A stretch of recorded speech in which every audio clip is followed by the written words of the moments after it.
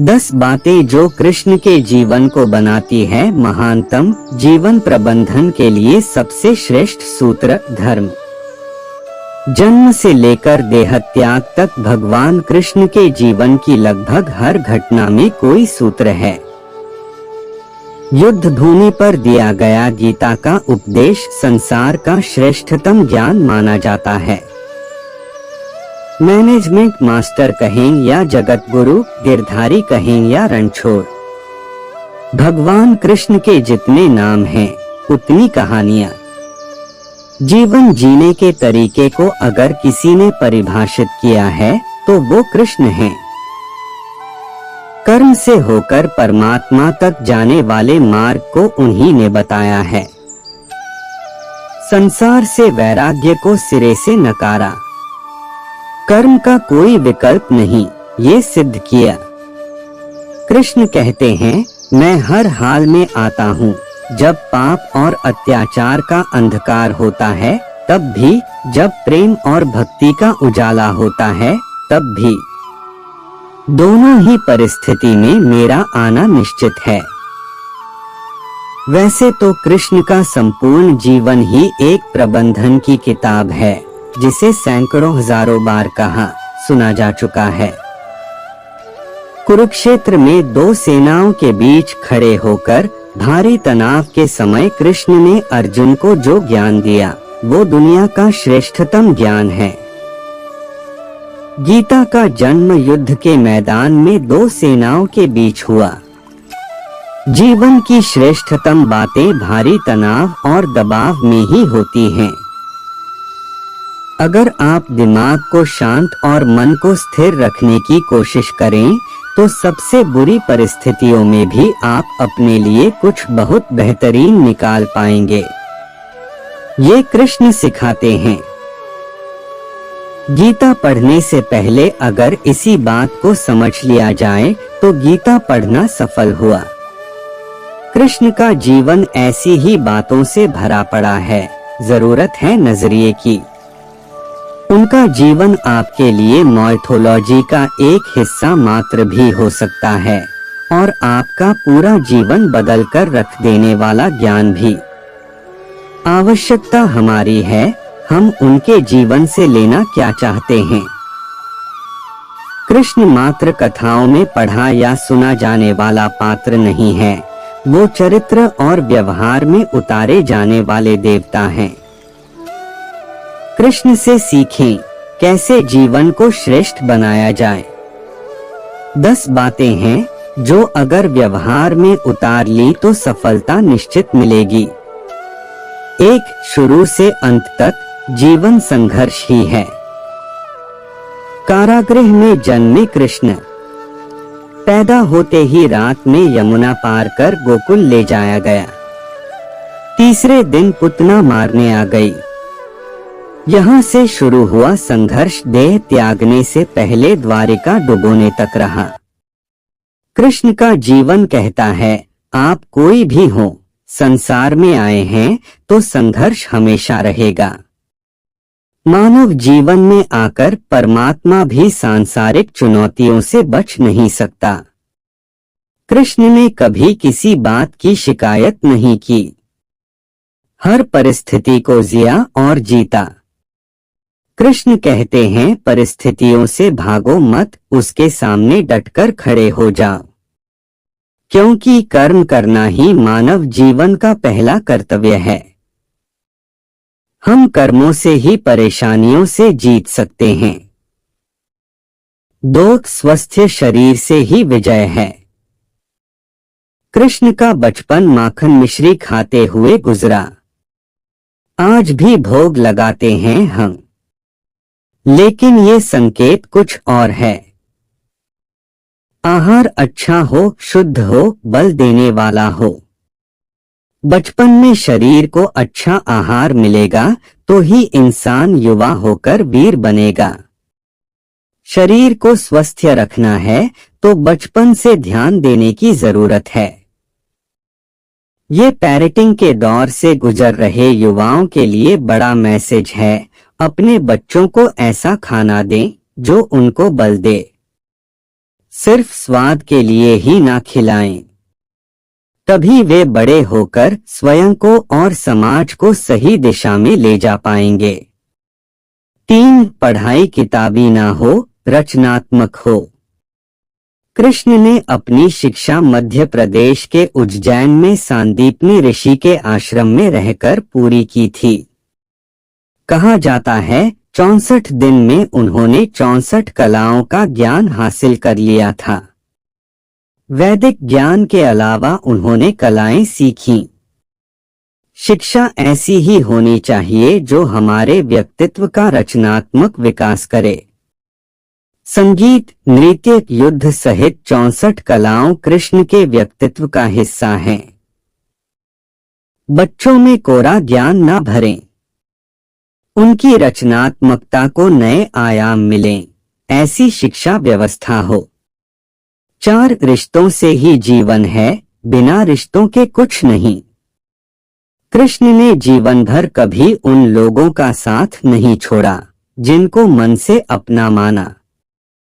अर्जुन से वे युवावस्था में मिले, ऐसा महाभारत कहती है, लेकिन अर्जुन से उनका रिश्ता हमेशा मन का रहा। सुदामा हो या उद्धव, कृष्ण ने जिसे अपना मान लिया उसका साथ जीवन भर दिया। रिश्तों के लिए कृष्ण ने कई लड़ाइयां लड़ी और रिश्तों से ही कई लड़ाइयां जीती। उनका सीधा संदेश है, सांसारिक इंसान की सबसे बड़ी धरोहर रिश्ते ही हैं। अगर किसी के पास रिश्तों का थाती नहीं है तो वो इंसान संसार के लिए गैर जरूरी है। इसलिए अपने रिश्तों को दिल से जिएं, दिमाग से नहीं। 5. नारी का सम्मान समाज के लिए जरूरी। राक्षस नरकासुर का आतंक था। करीब 16,100 महिलाओं को उसने अपने महल में कैद किया था। महिलाओं से बलात्कार में उसे सुख मिलता था। कृष्ण ने उसे मारा, सभी महिलाओं को मुक्त कराया, लेकिन सामाजिक कुरीतियां तब भी थीं। उन महिलाओं को अपनाने वाला कोई नहीं था। खुद उनके घर वालों ने उन्हें दूषित मानकर त्याग दिया। ऐसे में कृष्ण आगे आए। सभी 16,100 महिलाओं को अपनी पत्नी का दर्जा दिया। समाज में उन्हें सम्मान के साथ रहने के लिए स्थान दिलाया। कृष्ण ने हमेशा नारी को शक्ति बताया, उसके सम्मान के लिए तत्पर रहे। पूरी महाभारत नारी के सम्मान के लिए ही लड़ी गई।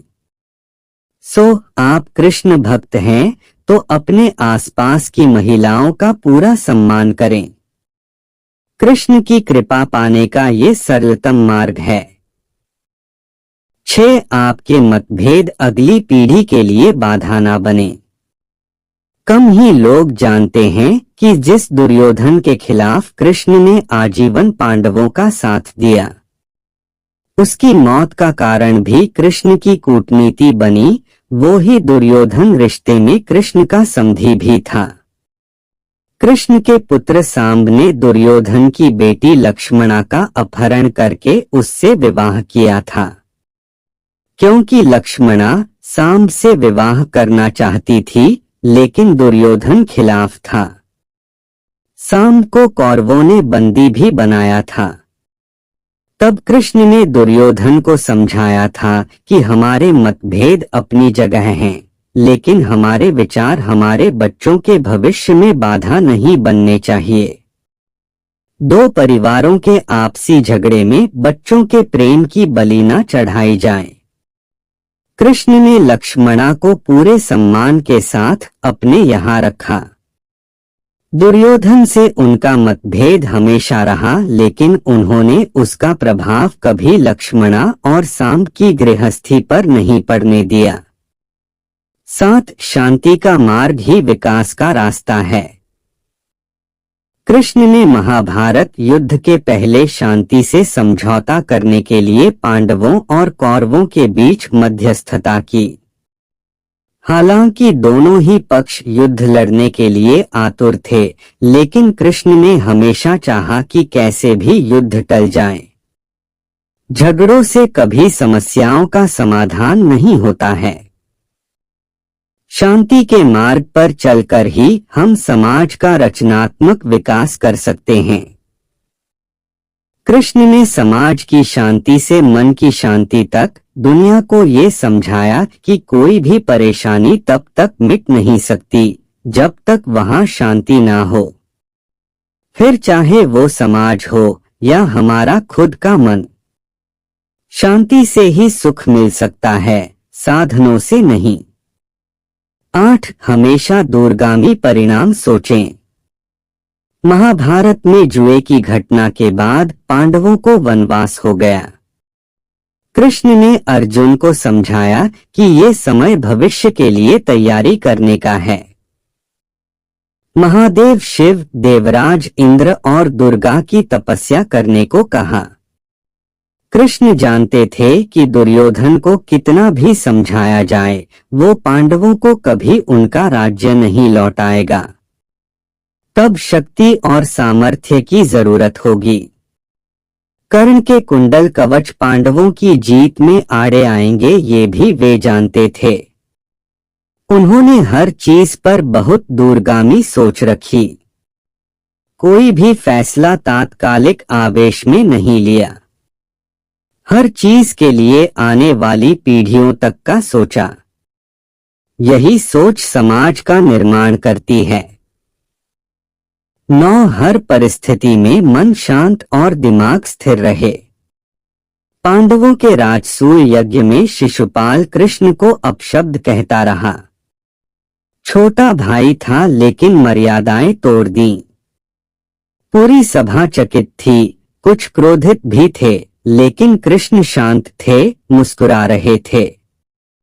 शांति दूत बनकर गए तो दुर्योधन ने अपमान किया। कृष्ण शांत रहे।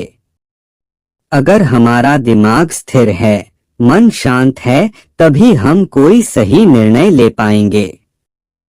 आवेश में हमेशा हादसे होते हैं, ये कृष्ण सिखाते हैं। विपरीत परिस्थितियों में भी कभी विचलित नहीं होने का गुण कृष्ण से बेहतर कोई नहीं जानता। 10. लीडर बने, श्रेय लेने की होड़ से बचें। कृष्ण ने दुनिया भर के राजाओं को जीता था। जहां ऐसे राजाओं का राज था जो भ्रष्ट थे, जैसे जरासंध, लेकिन कभी किसी राजा का सिंहासन नहीं छीना। कृष्ण के पूरे जीवन में कभी ऐसा नहीं हुआ कि उन्होंने किसी राजा को मारकर उसका शासन खुद लिया हो। जरासंध को मारकर उसके बेटे को राजा बनाया, जो चरित्र का अच्छा था। सभी जगह ऐसे लोगों को बैठाया जो धर्म को जानते थे। कभी किंग नहीं बने, हमेशा किंगमेकर की भूमिका में रहे। महाभारत युद्ध में भी खुद हथियार नहीं उठाया। पूरा युद्ध कूटनीति से लड़ा, पांडवों को सलाह देते रहे, लेकिन जीतने का श्रेय भीम और अर्जुन को दिया।